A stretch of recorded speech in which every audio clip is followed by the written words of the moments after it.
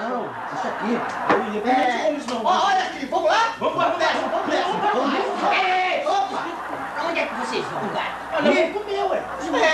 Vamos no restaurante. Entendeu? Esse negócio de fingir de morto tá me dando muita fome. Vocês são muitos burros mesmo, sabe? Somos? Vocês juntos. É? Vocês são muito burros mesmo. Você não tá vendo o negócio do resultado? Deu? Deu.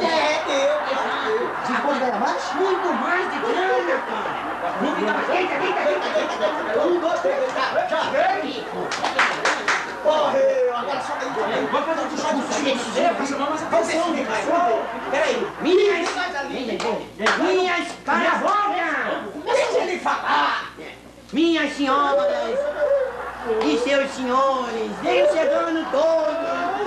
Roberto Mauro, ajuda a gente, aqui é uma graninha, pelo amor de Deus.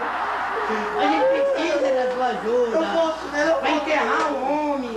Ele morreu, ele tá tentando comprar caixão pra ir no brechó, Ele quer no brechó, porque pra ver se a coisa vai, né? Mas tá ruim, só arrumando os paletó pra gente lá. Ô, moço, ainda vai, já ajuda.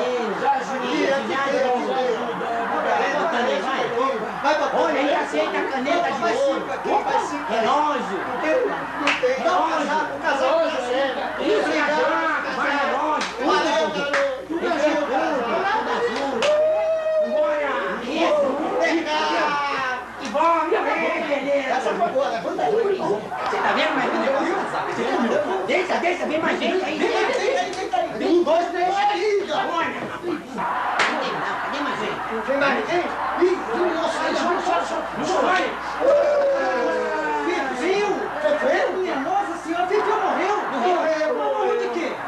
Morreu de trombada. Trombada? O carro deu uma trombada nele? Não, ele entrou na frente de um elefante. O elefante, pá, com a tromba na cara dele. Logo hoje, rapaz, que eu vou dar o maior festão da minha casa, vou ter comida e bebida, tudo de graça.